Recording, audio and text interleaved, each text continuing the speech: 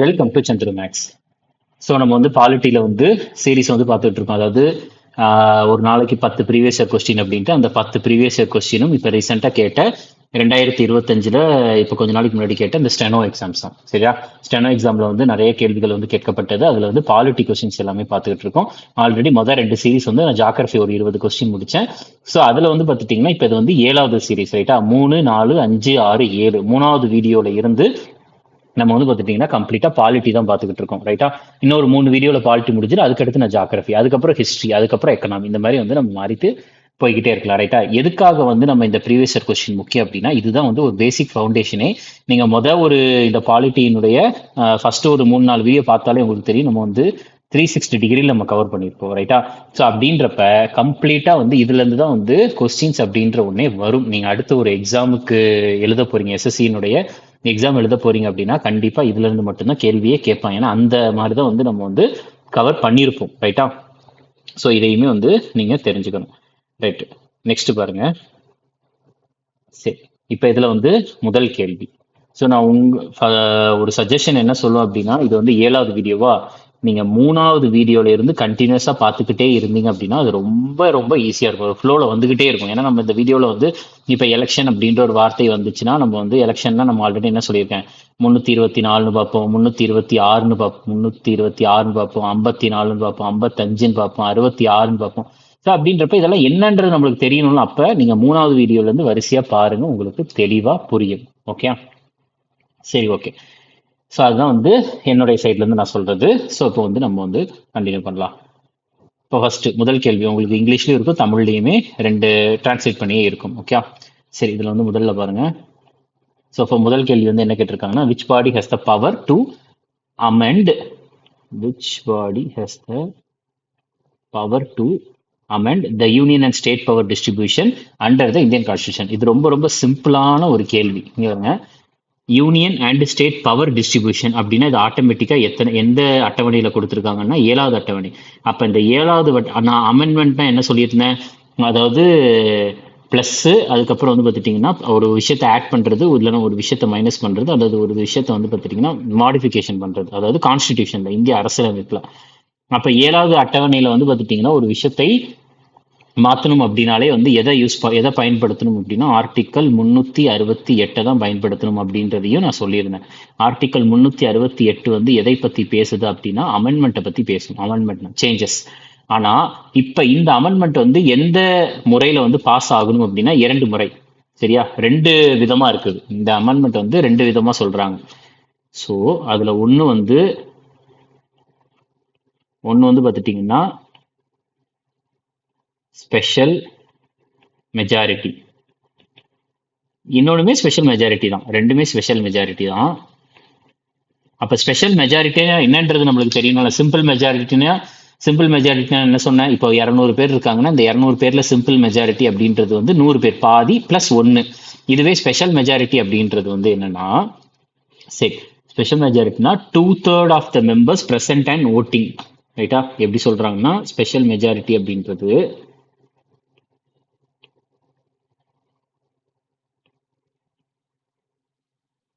Special மெஜாரிட்டினா 2/3 of the members present and voting. அதாவது இதுக்கு நான் எக்ஸாம்பிள் வந்து நான் இங்க எழுதுறேன். இப்ப ஒரு 300 பேர் இருக்கிறாங்க. அந்த 300 பேர்ல வந்து 2/3 எவ்வளவு சொல்லுவோம் அப்படின்னா வந்து 200ன்னு சொல்லுவோம். இப்ப இந்த 200 தான் வந்து பார்த்துட்டீங்கன்னா மெஜாரிட்டி அப்படின்றாங்க. அதுக்கு அடுத்தது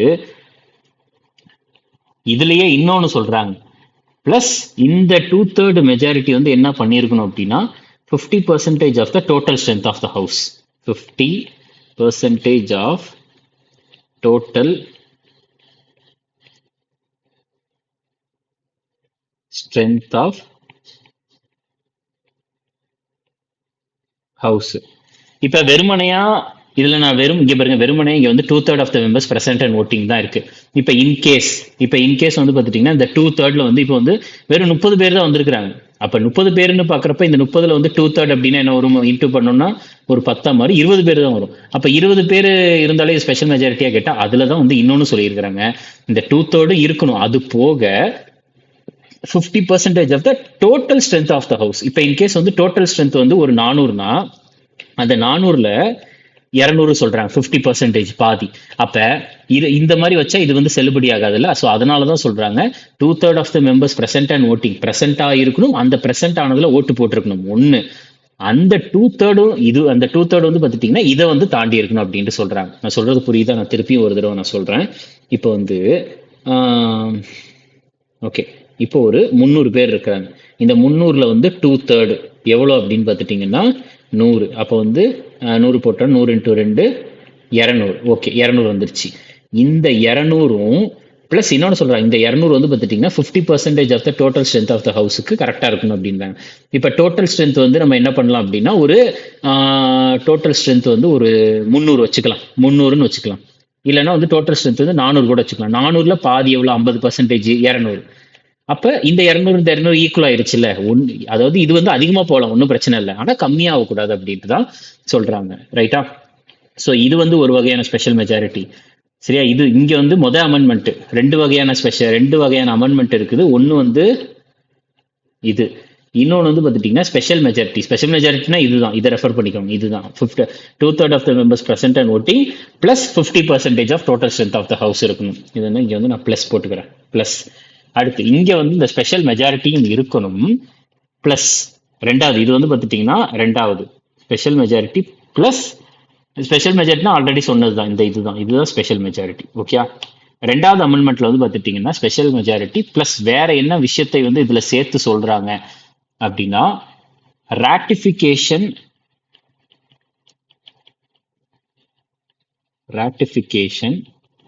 by half of the ratification by at least half of total state legislative assemblies. ரைட்டா? இதுல என்ன சொல்றாங்கன்னா இதுவும் ஃபுல்ஃபில் ஆயிருக்கணும். பிளஸ் நம்ம இந்திய மாநிலங்களை பொறுத்த வரைக்கும் இந்திய மாநிலங்கள்ல வந்து இப்ப 28 இருக்குன்னா 28க்கு பாதி வந்து பாத்துட்டீங்கன்னா அவங்களுடைய ஸ்டேட் லெஜிஸ்லேட்டிவ் அசம்பிளில வந்து பாத்துட்டீங்கன்னா அந்த ஒரு திருத்தத்துக்கு வந்து ஒப்புதல் அளித்திருக்கணும். ஸோ அது அப்பதான் வந்து பாத்துட்டீங்கன்னா இந்த விஷயம் செல்லும். ஸோ இது ஒரு சில விஷயங்களுக்கு இந்த அமெண்ட்மெண்ட்டை யூஸ் பண்ணுவாங்க, ஒரு சில விஷயத்துக்கு இந்த அமெண்ட்மெண்ட்டை வந்து யூஸ் பண்ணுவாங்க. ரைட்டா? இதுதான் வந்து ஆர்டிகல் 368ல சொல்லியிருக்கிறாங்க. ஸோ அப்போ வந்து பார்த்துட்டிங்கன்னா அட்டவணையை வந்து திருத்தம் செய்யறதுக்கான ஒரு பவர் வந்து யாருக்கிட்ட இருக்குதுன்னா அது பார்லிமெண்ட்டுக்கு மட்டும்தான் இருக்கு, ஸ்டேட் லெஜிஸ்லேச்சருக்கு கிடையாது. ஓகே, ஸோ இதில் வந்து பார்த்துட்டிங்கன்னா சுப்ரீம் கோர்ட்டை பொறுத்த வரைக்கும் சுப்ரீம் கோர்ட்டை பற்றி எந்த ஆர்டிக்கல் சொல்லுதுன்னா ஆர்டிக்கல் 124. அதாவது இந்தியாவில் வந்து சுப்ரீம் கோர்ட் அப்படின்ற ஒன்று இருக்கணும்னு சொல்றது ஆர்டிக்கல் 124. அடுத்து இதே சுப்ரீம் கோர்ட்ல வந்து பார்த்துட்டிங்கன்னா அட்வைசரி ஜூரிஸ்டிக்ஷன் அப்படின்ற ஒன்று இருக்கு. அட்வைசரி ஜூரிஸ்டிக்ஷன் அப்படின்ட்டு சொல்லுவாங்க, ஆர்டிகல் 143. அதாவது இதுக்கு கீழே அட்வைஸ்னா யார் அட்வைஸ் கேட்பாங்க அப்படின்னா அதாவது பிரசிடென்ட் வந்து சுப்ரீம் கோர்ட் கிட்ட வந்து கேள்விகள் கேட்பாங்க. ரைட்டா? ஸோ அதுக்கு வந்து சுப்ரீம் கோர்ட் வந்து ஆன்சர் சொல்லணும். ஸோ அதுதான் அட்வைசரி ஜூரிஸ்டிக்ஷன் அப்படின்ட்டு சொல்றாங்க, ஆர்டிகல் 143. ரைட்டா? ஸோ பார்லிமெண்ட்டை பொறுத்த வரைக்கும் எதெல்லாம் பார்லிமெண்ட் கீழே வரும்னா லோக்சபா வரும், அதுக்கடுத்து ராஜ்யசபா வரும், அதுக்கப்புறம் வந்து பார்த்துட்டிங்கன்னா பிரசிடென்ட் வருவாங்க. லோக்சபாவை பொறுத்த வரைக்கும் எந்த ஆர்டிக்கல் அப்படின்னா ஆர்டிக்கல் 79. ராஜ்யசபாவை பொறுத்த வரைக்கும் ஆர்டிக்கல் 80. பிரசிடென்ட்டை பொறுத்த வரைக்கும் என்ன ஆர்டிக்கல் பார்த்தோம்? பிரசிடென்ட்டை பத்தி சொல்ற ஆர்டிக்கல் 52. பிரசிடென்ட்டோட எலெக்ஷனை பத்தி பேசுற ஆர்டிக்கல் 54. பிரசிடென்ட்டோட அந்த எலெக்ஷன் வந்து எந்த முறையில நடக்கணும்னு சொல்றது 55. ஸோ இந்த 55 அப்படியே 10 ஆட் பண்ணோம்னா 66. 55 66 வந்து வைஸ் பிரசிடென்ட்டோடைய எலெக்ஷனை பத்தி பேசுது. ஓகே, வைஸ் பிரசிடென்ட்டோட எலெக்ஷனை பத்தி பேசுது. ஸோ இந்த மாதிரி தான் நான் சொல்றேன், 360 டிகிரியில நம்ம ஒரு கொஸ்டினை கவர் பண்ணோம் அப்படின்னா நம்மளுக்கு என்ன சொல்றது, ஒரு அந்த கண்டென்ட்டை வந்து நம்மளுக்கு ஈஸியா வந்து நம்மளுக்கு வந்து ஒரு ரிவைஸ் பண்ற மாதிரி இருக்கும். இதுல வந்து தான் வந்து மேக்ஸிமம் எக்ஸாம்ல கொஸ்டினே கேட்பாங்க, இதை தாண்டிலாம் வராது.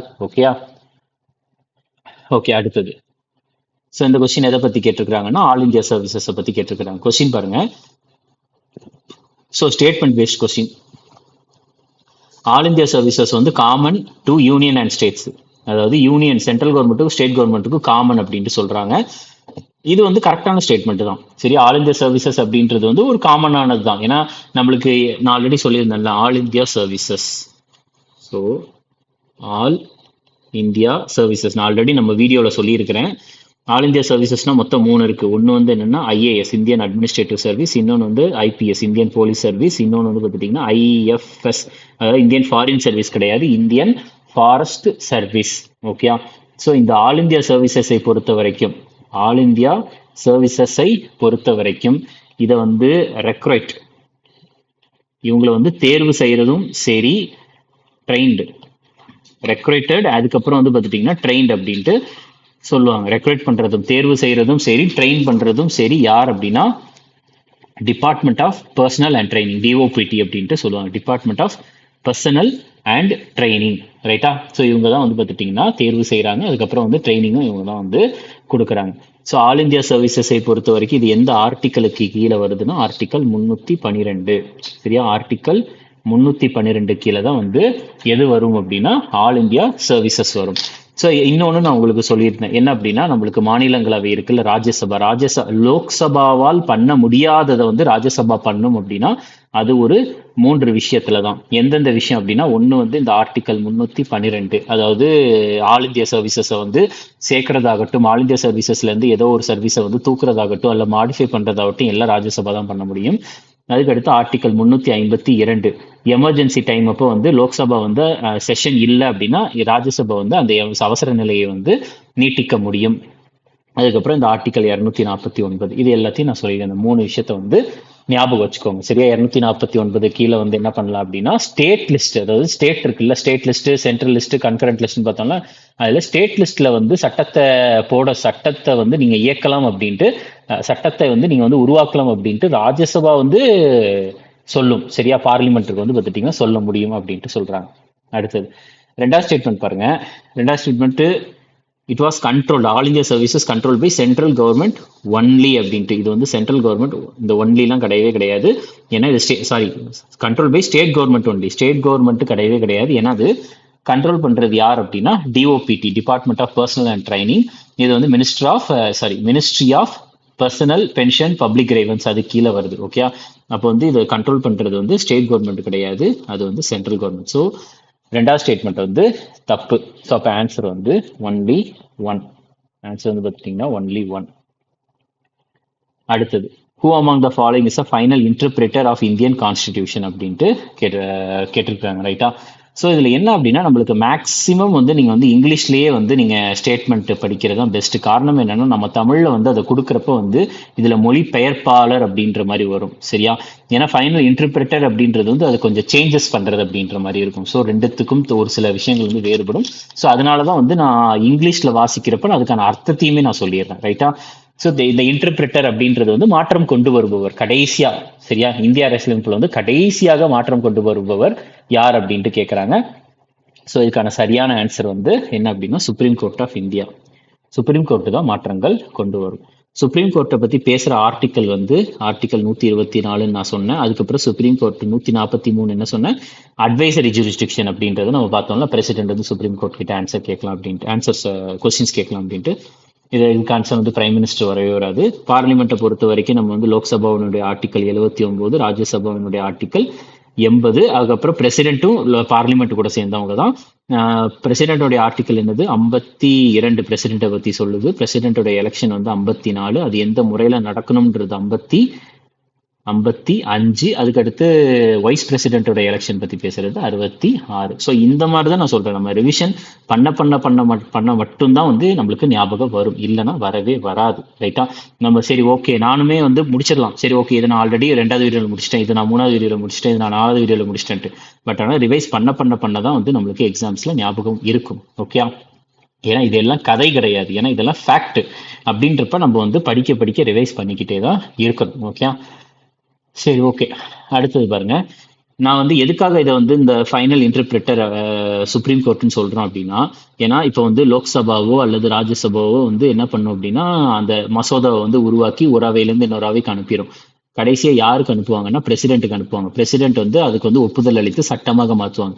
பிரசிடென்ட் ஒப்புதல் அளித்த அந்த இந்திய அரசியலமைப்பு சட்டத்தை வந்து என்ன பண்ணுவாங்க, இந்திய அரசியலமைப்புல இருக்கக்கூடிய விஷயத்த என்ன பண்ணுவாங்கன்னா சுப்ரீம் கோர்ட்டால வந்து எடுத்து ஆராய்ந்து பார்க்க முடியும். ஸோ இன்கேஸ் சேஞ்சஸ் கொண்டு வர முடியும் அப்படின்னா அது சுப்ரீம் கோர்ட் வந்து கொண்டு வரலாம் அப்படின்ட்டு சொல்றாங்க. ஓகே, இதையும் தெரிஞ்சுக்கோங்க. நெக்ஸ்ட் அடுத்தது பாருங்க. ஸோ இது எதை யாரை பத்தி கேட்குறாங்க அப்படின்னா Lokpal and Lok Ayuktas act 2013. So லோக்பால்னா யாரு, லோக் ஆயுக்தா யார் அப்படின்றது தெரிஞ்சுக்கோங்க. அதாவது கரப்ஷன் இருக்குல்ல, ஊழல், அந்த ஊழலை வந்து பார்த்துட்டீங்கன்னா மிகப்பெரிய, அதாவது இந்தியாவிலேயே வந்து பார்த்துட்டீங்கன்னா மிகப்பெரிய பதவியில இருக்கக்கூடியவர்கள் வந்து ஊழல் செய்யறாங்க அப்படின்னா அவங்களை வந்து விசாரிக்கக்கூடிய பவர் வந்து யாருக்கு இருக்குது அப்படின்னா லோக்பாலுக்கு இருக்குது. ரைட்டா? லோக்பால் வந்து பார்த்துட்டீங்கன்னா சென்ட்ரல் லெவல்ல, லோக்பாலை பொறுத்த வரைக்கும் இவர் வந்து சென்ட்ரல் லெவல்ல பிரைம் மினிஸ்டர் அளவுக்கு வந்து பார்த்துட்டீங்கன்னா இவர் பிரைம் மினிஸ்டர் அளவுக்கு விசாரிக்கலாம். பிரைம் மினிஸ்டர் ஊழல் பண்றாரு அப்படின்னா பிரைம் மினிஸ்டர் அளவுக்கு போய் இவர் வந்து விசாரிக்க முடியும் லோக்பால். லோக் ஆயுக்தா அப்படின்றது வந்து ஸ்டேட் லெவல்ல, லோக்பாலை பொறுத்த வரைக்கும் இவர் வந்து ஸ்டேட் லெவல்ல, அதாவது சீஃப் மினிஸ்டர் வரைக்கும் வந்து பார்த்துட்டீங்கன்னா இவர் வந்து ஊழல் சீஃப் மினிஸ்டர் அளவுக்கு வந்து அவங்க வந்து ஊழல் செய்யறாங்கன்னா அவங்கள போய் விசாரிக்க முடியும் அப்படின்ட்டு சொல்றாங்க. லோக்பால், லோக் ஆயுக்தா, ரைட்டா? ஊழலுக்காக போடப்பட்ட ஒரு பாடி தான். ரைட்டா? ஸோ இப்போ வந்து இந்தியாவினுடைய லோக்பாலா இருப்பவர் வந்து யார் அப்படின்னா ஏஎம் கான்வில்கர்.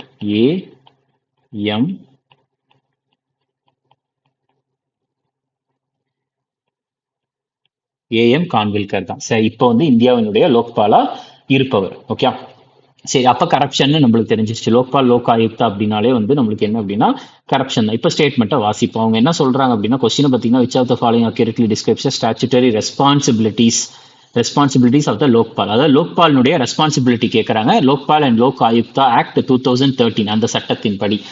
ஸோ அப்போ வந்து ஆப்ஷனை எலிமினேட் பண்ணி நம்ம ஆன்சர் கொண்டு வரலாம். Lokpal operates under prime minister office. Prime minister ஆஃபீஸ்க்கு கீழே வேலை பார்த்தா எப்படி பிரைம் மினிஸ்டர் விசாரிக்க முடியும்? ஸோ ஆப்ஷன் பி தப்பு. Lokpal must submit regular reports to election commission of India. Election கமிஷனுக்கும் லோக்பாலுக்கும் சம்மந்தமே கிடையாது. ஏன்னா எலெக்ஷன் கமிஷன் வந்து எலெக்ஷனை பத்தி அவங்க இது பண்ணுவாங்க, இவங்க வந்து ஊழல் பத்தி. ரைட்டா? அதுக்கடுத்து லோக்பால் வந்து பார்த்துட்டீங்கன்னா கான்ஸ்டியூஷனல் பாடியான்னு கேட்குறாங்க. கான்ஸ்டியூஷனல் பாடி கிடையவே கிடையாது, அதுதான் ஸ்டாச்சுட்டரி பாடி. ரைட்டா? ஸ்டாச்சுட்டரி பாடினா என்னது? ஒரு சட்டத்தினால் உருவாக்கப்பட்ட அமைப்பு தான் வந்து ஸ்டாச்சுட்டரி பாடின்னு சொல்லுவாங்க. ஏன்னா அதுக்கு தான் சட்டம் இருக்குல்ல. கான்ஸ்டியூஷனல் பாடி அப்படின்றது நம்மளோட இந்திய அரசியலமைப்புல மென்ஷன் ஆயிருக்கணும். லோக்பால், லோக் ஆயுக்தா வந்து இந்திய அரசியலமைப்புல மென்ஷன் பண்ணப்படவில்லை. ரைட்டா? ஸோ இது தெரிஞ்சுக்கோங்க. ஸோ இது கான்ஸ்டியூஷனல் பாடி கிடையாது, இது வந்து ஒரு ஸ்டாச்சுட்டரி பாடி. ஸோ அப்போ ஆப்ஷன் வந்து பார்த்துட்டிங்கன்னா ஆப்ஷன் ஏ. பாருங்க, Lokpal is mandated to provide the பிரசிடென்ட்டுக்கு மட்டும்தான் வந்து ஆனுவல் ரிப்போர்ட் கொடுக்க முடியும்.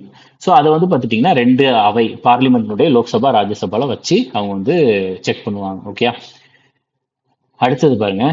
ஸோ அதை நம்ம இந்த ஒரு விஷயத்தை பற்றி நம்ம எவ்வளவோ தடவை பார்த்தாச்சு. அதாவது பாரதிய நியாய சன்ஹிதா, பாரதிய சக்ஷிய அதிநியம், அதுக்கப்புறம் வந்து பார்த்துட்டிங்கன்னா பாரதிய நகரிக் சுரக்ஷா சன்ஹிதா அப்படின்றதெல்லாம் நிறைய பார்த்தாச்சு. ஸோ இதில் இந்த பாரதிய நியாய சன்ஹிதா அப்படின்றது எதனுடைய ஆக்ட் அப்படின்னா ஐபிசி, இந்தியன் பீனல் கோட் 1860 தான் வந்து பார்த்துட்டிங்கன்னா இப்போ பாரதிய நியாய சன்ஹிதா அப்படின்ட்டு வந்திருக்குது. ஸோ இதுக்கு வந்து பார்த்துட்டிங்கன்னா மாப் லிஞ்சிங் அப்படின்றது வந்து பார்த்துட்டிங்கன்னா ஒரு கூட்டமாக சேர்ந்து கொலை செய்யறது. ரைட்டா? ஸோ அப்போ இந்த மாப் லிஞ்சிங்க்கு வந்து பார்த்துட்டிங்கன்னா என்ன தண்டனை, இதெல்லாம் வந்து யாருமே படிச்சிருக்க மாட்டோம். சரியா? இது வந்து எக்ஸாம் எழுதுற ஒருத்தருமே வந்து பார்த்துட்டிங்கன்னா இந்த ஒரு விஷயத்த நம்ம படிச்சிருக்க மாட்டோம். பட் ஆனா இதை ரொம்ப ரொம்ப சிம்பிளா வந்து பார்த்துட்டிங்கன்னா நம்ம ஆன்சர் பண்ணலாம். மாப் லிஞ்சிங் அப்படின்றது வந்து என்ன செய்யறது அப்படின்னா வந்து மாப் லிஞ்சிங்னா ஒரு மிகப்பெரிய ஒரு ஒரு ஒரு சம்பவம். சரியா? மாப் லிஞ்சிங் அப்படின்ட்டு சொல்லுவாங்க. ஸோ அப்ப அவ்வளோ பெரிய விஷயத்துக்கு வந்து பார்த்துட்டிங்கன்னா அது என்ன அப்படின்னா ஒரு அடித்து கொலை செய்யறது. ரைட்டா? சிம்பிளா வந்து பார்த்துட்டீங்கன்னா மாப் லிஞ்சிங் அப்படின்றது ஒருத்தவங்களை வந்து பார்த்துட்டீங்கன்னா அடிச்சு கொலை செய்யறது. சரி, அப்ப இவ்வளோ பெரிய ஒரு விஷயம் நடக்குது, அப்ப அதுக்கு வந்து என்ன தண்டனை அப்படின்றதான் கேட்கறாங்க. இதெல்லாம் வந்து ஒருத்தருமே வந்து பார்த்துட்டீங்கன்னா நம்ம படிச்சிருக்கவே மாட்டோம். ரைட்டா? இந்த சட்டத்தை எடுத்து அப்படிலாம். அப்ப ஒருத்தர் அடிச்சு கொலை செய்யறாங்கன்னா ஹவுஸ் அரெஸ்ட் பண்ணுவாங்களா? அதாவது வீட்டு காவல் வைப்பாங்களா? கிடையாது. ஃபைன் மட்டுமா பே பண்ண சொல்லுவாங்க? கிடையாது. பனிஷ்மெண்ட்டே இல்லாமையா இருக்கும்? கிடையவே கிடையாது. அப்ப ஆன்சர் ஒன்னே ஒண்ணுதான், அது வந்து பார்த்துட்டீங்கன்னா ஆயுள் தண்டனை அல்லது மரண தண்டனை. சிம்பிள். ஓகே, ஸோ பாரதிய நியாய சன்ஹிதா, பாரதிய சக்ஷ்ய அதிநியம், அதுக்கப்புறம் வந்து பார்த்துட்டிங்கன்னா இந்த Bharatiya Nagarik Suraksha Sanhita, Indian penal code, criminal procedure code, Indian evidence act, இதெல்லாம் வந்து எப்பொழுது நடைமுறைக்கு வந்தது, எஃபெக்ட் எப்பொழுது நடைமுறைக்கு வந்தது அப்படின்னா ஜூலை 1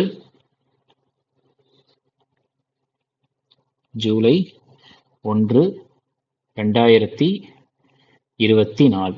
சரியா, ஜூலை 1 2024 அப்பதான் வந்து இது வந்து நடைமுறைக்கு வந்தது. இதையும் தெரிஞ்சுக்கோங்க. ஓகே, அடுத்த கேள்வி வந்து என்ன கேட்டிருக்காங்கன்னா, which of the following is correct in context of constitutional interpretation and judicial doctrine. அதாவது கான்ஸ்டிடியூஷனல் அரசியலமைப்பு, இன்டர்பிரிட்டேஷன் அது கொஞ்சம் திருத்தம் செய்யறது, ஜுடிஷியல் டாக்டரின் அப்படின்னா நான் ஆல்ரெடி சொன்னேன், இந்த ஜுடிஷியல் ரிவ்யூ அதுதான். ஸோ இதுல வந்து எது கரெக்ட் அப்படின்ற மாதிரி கேட்கறாங்க. நம்ம ஆப்ஷனை எலிமினேட் பண்ணி நம்ம ஆன்சருக்கு வரலாம். சரி, parliament can propose amendment that repeal judicial principles without limitation. சரியா, அப்ப இந்த வித்தவுட் லிமிடேஷன் அப்படின்றது ஒரு எக்ஸ்ட்ரீம் வார்த்தை. லிமிட்டே என்ன சொல்றது, லிமிட்டே கிடையாது, லிமிட்டே இல்லாம வந்து பாத்துட்டீங்கன்னா பார்லிமெண்ட் வந்து அமெண்ட்மெண்ட் பண்ண முடியும் அப்படின்ட்டு சொல்றாங்க. கிடையவே கிடையாது, எல்லாத்துக்கும் ஒரு லிமிட் இருக்க தான் செய்யும். ஸோ அப்போ ஆப்ஷன் டி வந்து எலிமினேட் பண்ணிடலாம். அதுக்கு அடுத்தது, ஸோ இதுக்கு கீவேர்டு வந்து பார்த்துட்டிங்கன்னா வித்தவுட் லிமிடேஷன் தான். ஸோ இதுதான் கீவேர்டு. அதுக்கு அடுத்தது, the basic structure doctrine was brought into existence by Supreme Court to protect the fundamental features of the Constitution. இது வந்து ஒரு பேசிக்கான ஒரு ஸ்டேட்மெண்ட், ரைட்டா. அடுத்தது பாருங்க, judiciary rejected the idea of spirit based interpretation and strictly follows the written text. நீங்க பாருங்க, ஜுடிஷியரி வந்து ரிஜெக்ட் பண்ணியிருக்கிறாங்க, என்ன அப்படின்னா இந்த இன்டர்பிரிட்டேஷனை ரிஜெக்ட் பண்ணியிருக்கிறாங்களாம். Strictly follows the written text, இதெல்லாம் ஒரு எக்ஸ்ட்ரீமான வார்த்தை தான், strictly follow the written text அப்படின்ட்டு. ஸோ இந்த ஸ்டேட்மெண்ட்டையும் வந்து பார்த்துட்டிங்கன்னா நம்ம எலிமினேட் பண்ணிடலாம். அடுத்தது, the constitution of India clearly defines the term basic structure. கிடையவே கிடையாது, ரைட்டா, இது இல்லவே இல்லை. ஏன்னா கான்ஸ்டிடியூஷன்ல பேசிக் ஸ்ட்ரக்சர் அப்படின்ற ஒரு வார்த்தை இல்லவே இல்லை. ஏன்னா பேசிக் ஸ்ட்ரக்சர் அப்படின்ற ஒரு வார்த்தை வந்து எந்த ஒரு கேஸ்ல வந்து வந்துச்சு அப்படின்னா கேசவனந்த பாரதி கேஸ்ல தான் வந்துச்சு. எப்பொழுது அப்படின்னா கேசவனந்த பாரதி கேஸ் எப்பொழுது அப்படின்னா ஏப்ரல் 24, 1973 நடந்துச்சு. சிம்பிளா 1973 மட்டும் ஞாபகம் வச்சுக்கோங்க, சரியா. ஸோ பேசிக் ஸ்ட்ரக்சர், இதுக்கு கீழே வந்து எதெல்லாம் வந்து பேசிக் ஸ்ட்ரக்சர் அப்படின்னா, ஃபார் எக்ஸாம்பிளுக்கு சொல்றேன், இந்தியாவினுடைய ஃபெடரலிசம், அதாவது ஸ்டேட் சென்ட்ரல் ரிலேஷன், அது வந்து ஒரு பேசிக் ஸ்ட்ரக்சர். அதுக்கடுத்து செக்யூலரிசம், ரைட்டா, மதச்சார்பின்மை. அதுக்கடுத்து வந்து ஜுடிஷியல் ரிவ்யூன்னு என்ன, ஒரு சட்டம் வந்து போடுறாங்க, அந்த சட்டமானது வந்து ஒரு பேசிக் ஸ்ட்ரக்சரை வந்து மீறுற மாதிரி இருந்துச்சுன்னா அதை எடுத்து ரத்து செய்ய முடியும். அதுக்கடுத்து டெமோக்ரஸி, இதெல்லாம் வந்து பேசிக் ஸ்ட்ரக்சருக்கு வந்து பார்த்துட்டிங்கன்னா ஒரு எக்ஸாம்பிள். ஒரு சட்டத்தை போடுறப்ப இந்த பேசிக் ஸ்ட்ரக்சர், இதுதான் வந்து இந்திய அரசியலமைப்பினுடைய பேசிக் ஸ்ட்ரக்சர்னு சொல்லுவாங்க. இதை வந்து மீறுற மாதிரி இருந்துச்சுன்னா அந்த சட்டத்தை ரத்து செய்ய முடியும், ரைட்டா.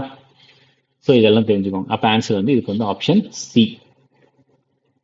அடுத்த கேள்வி எது கேட்டிருக்காங்கன்னா, which constitutional amendment act made the right to education a fundamental right in India, ரைட்டா. அதாவது இந்தியாவில் வந்து கல்வி உரிமையை வந்து அடிப்படை உரிமையாக மாற்றிய அரசியலமைப்பு திருத்த சட்டம் வந்து எது அப்படின்ட்டு கேட்குறாங்க. இதுக்கான ஆன்சர் வந்து 86வது அமெண்ட்மெண்ட் தான். ஏன்னா 86வது அமெண்ட்மெண்ட்ல தான் வந்து என்ன கொண்டு வந்தாங்க அப்படின்னா ஆர்டிக்கல் 21A அப்படின்ற ஒன்று கொண்டு வந்தாங்க. ஆர்டிக்கல் 21A தான் வந்து ரைட் டு எஜுகேஷன், ரைட்டா, ரைட் டு எஜுகேஷன்.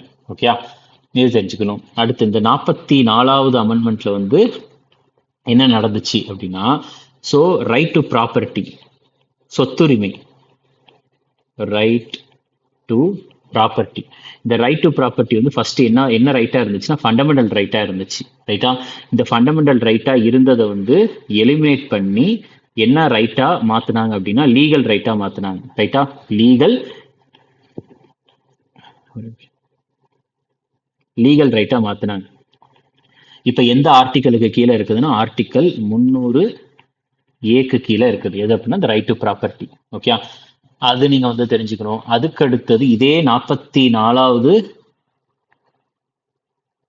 சட்ட திருத்தத்துல தான் வந்து வேற என்ன விஷயம் வந்து நடந்துச்சுன்னா, இந்த நம்ம எமர்ஜென்சி பார்த்தோம்ல, அந்த எமர்ஜென்சில வந்து ஒரு இன்டர்னல் டிஸ்டர்பன்ஸ் அப்படின்ற ஒரு வார்த்தை வந்து எப்படி மாற்றப்பட்டது அப்படின்னா ஆர்ம்டு ரெபலியன் அப்படின்ட்டு மாற்றப்பட்டது. ஆர்ம்டு ரெபலியன், இன்டர்னல் டிஸ்டர்பன்ஸ்ன்ற வார்த்தையை தூக்கிட்டு என்ன பண்ணாங்கன்னா ஆர்ம்டு ரெபலியன் அப்படின்ட்டு அவங்க வந்து பேரை மாத்தினாங்க. இதையும் நீங்க தெரிஞ்சுக்கணும். இதெல்லாம் ஒரு சில முக்கியமான அமெண்ட்மெண்ட்ஸ் தான். ஓகே, சரி.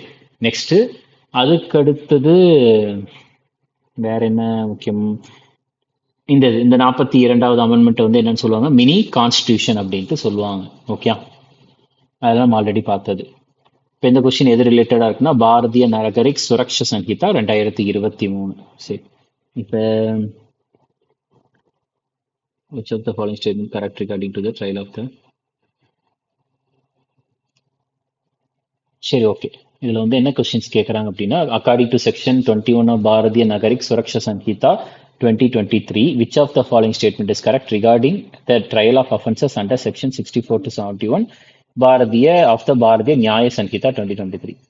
சரி ஓகே, இப்ப இந்த கொஸ்டின்லாம் வந்து ரொம்ப ரொம்ப ரொம்ப டஃப்பான கொஸ்டின்ப்பா, ரொம்பவே டஃப்பான கொஸ்டின். ஓகே, ஏன்னா இதெல்லாம் நம்ம எப்பயுமே படிச்சிருக்க மாட்டோம். ஏன்னா அதெல்லாம் ரொம்ப, இது என்ன சொல்றது, இப்போ இந்த பாரதிய நியாய சங்கீதா, பாரதிய நகரிக் சுரக்ஷா சங்கீதா, இதெல்லாம் criminal procedure code, Indian penal கோட்ல வருது. இதெல்லாம் படிச்சிருக்கவே மாட்டோம், ஏன்னா நம்மளுடைய எக்ஸாம்ஸ்க்கு வந்து அது தேவையில்லை.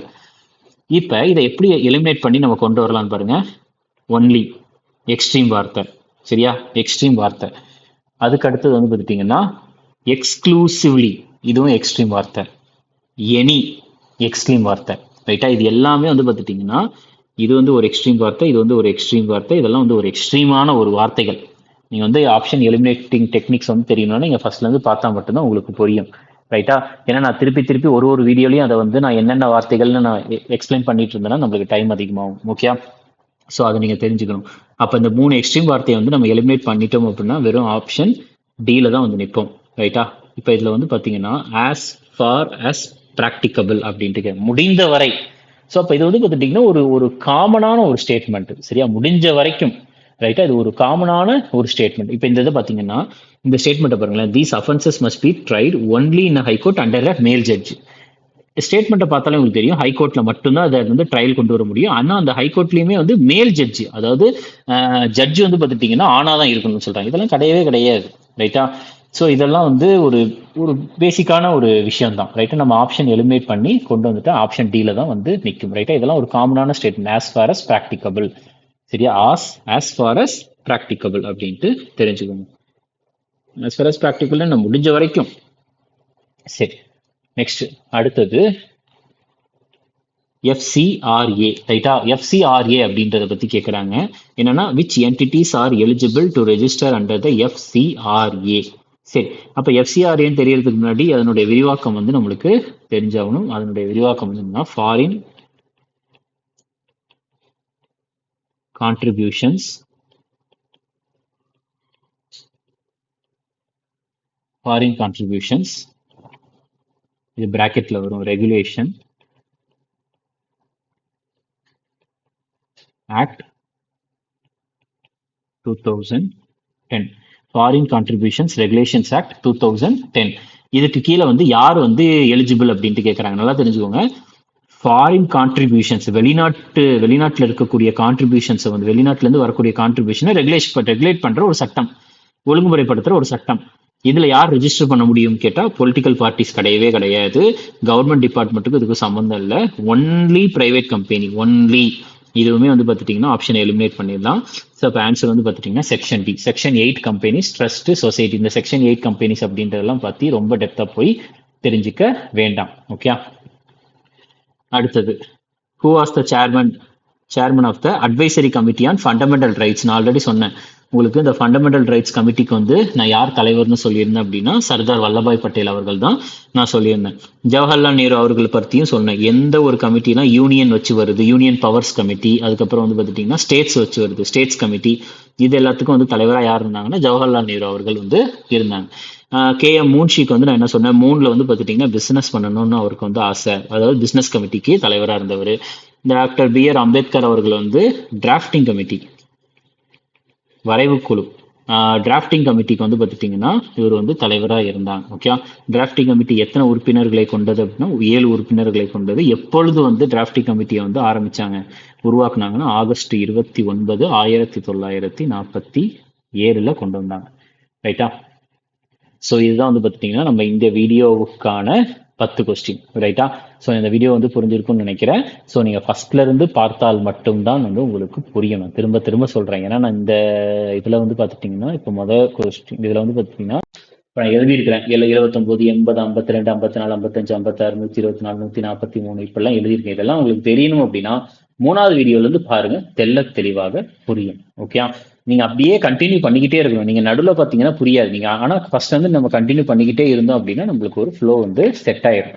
நீங்க நான் இப்போ போடுற வீடியோ மட்டும் பார்த்தாலே போதும், வரக்கூடிய எக்ஸாம்ஸ்ல வந்து இதுல இருந்து தான் கேள்விகள் அப்படின்றது கேட்பாங்க. Okay, thank you.